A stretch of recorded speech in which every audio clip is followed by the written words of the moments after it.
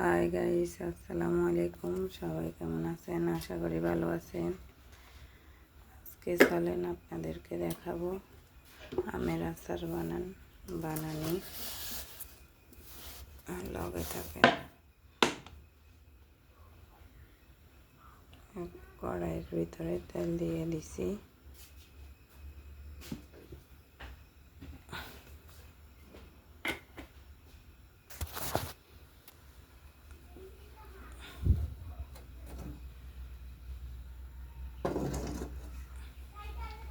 তেলগুলোর ভিতরে এক এক করে আমগুলো দিয়ে দিতেছি।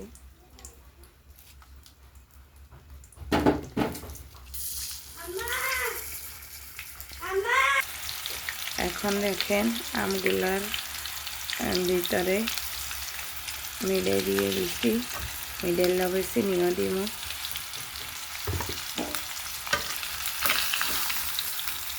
কোনোদিন মিলে দি বানানো, এনারা বানাইছেন না, বানাইলে বানাইবেন।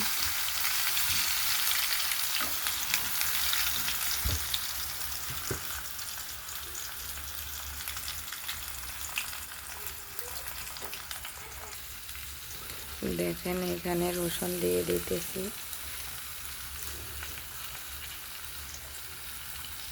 রসুন বেশি দিলে আর চিনি বেশি দিলে যত মিষ্টি দিবেন তত আচারগুলো অনেক স্বাদ হইব। আমরা নোয়াখালীর বাসা স্বাদ হইব বেশি দিন।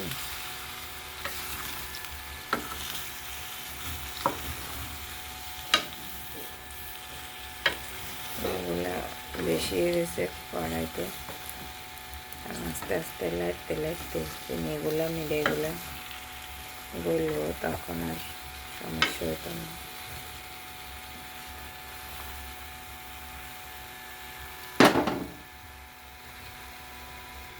এখন দিয়ে দিতেছি সামান্য কিছু মরিচের গুঁড়া। ইচ্ছে করলে শুকনো মরিচও দিতে পারেন। দিয়ে দিতেছি পরিমাণ মতো লবণ। হলুদ দিয়েছিলাম, তারপরে হালকা কিছু হলুদ দিতেছি। এখন আবার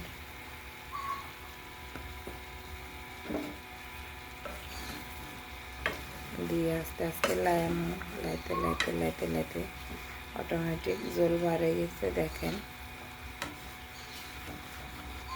আস্তে আস্তে হইব। আমার মতো এরকম কে কে আমের আচার বানাইতে পছন্দ করেন? এবছর কে কে বানাইছেন কমেন্টে জানাইবেন। আমরা এনে দিয়ে দিয়ে আস্তে আস্তে করে চিনি দিয়ে আস্তে আস্তে করব, আস্তে আস্তে দিব। এভাবে আস্তে আস্তে লাইতে লাইতে লাইতে লাইতে চিনিগুলো গলব, আমগুলো বানানি রেডি হইব। একদম শেষের দিকে মিষ্টি জিরা দিন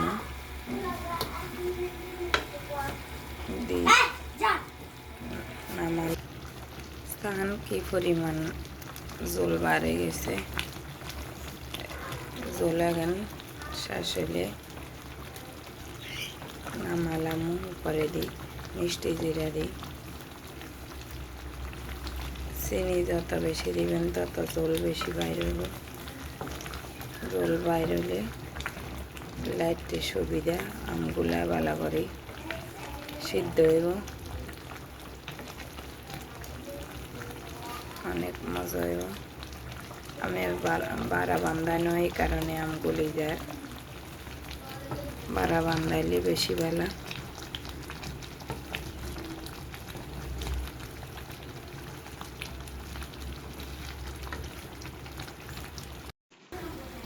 এনে জিরাগুলারে মশলাগুলারে আগে রেডি করে এলাইছি, রেডি করে রাখি দিছি। এখন এখান থেকে কিছু পরিমাণে মশলা যা লাগে এখানে দিতেছি। রেডি হয়ে গেছে আচার। এখন এগুলোরে নাড়ি চাড়ি নামালাম।